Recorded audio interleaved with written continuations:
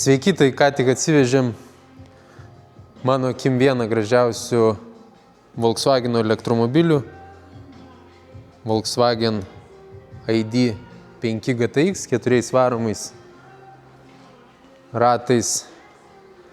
Labai dailus elektromobilis su matriciniais žibintais, 21 ratais, tikrai gražiais. Man ant Volkswageno turbūt patys gražiausi, labai tinka šitiem modeliam. Juodas stogas, juodi veidrodžiai. Toks automobiliukas. Iš Vokietijos, pirktas oficialiai iš Volkswageno. Jokių defektų neturi. Padarysim dar jo patikrą pas save servise. Dar parodysiu labai gražiai. Užsidega žibintai.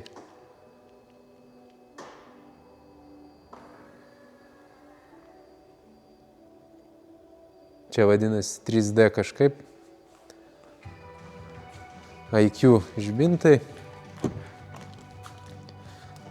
Juodas salonas, ambient apšvietimas, 360 kameros, visi saugumo asistentai, panoraminis stoglangis.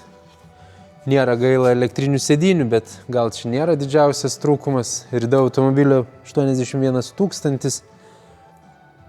Čia head-up displejus, projekcija ant stiklo. Žodžiu, idealiai tvarkingas automobilis. Kaina nesiekia 30 000 eurų. PVM mokėtojam grąžintinas PVM'as.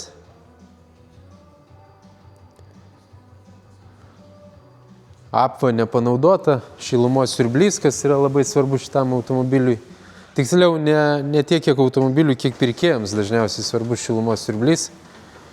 Žiemą daugiau nuvažiuosit, vasarą gal labai daug įtakos neturi. Rankinėlių va pašvietimai. Viskas aprašyta skelbime jo įranga.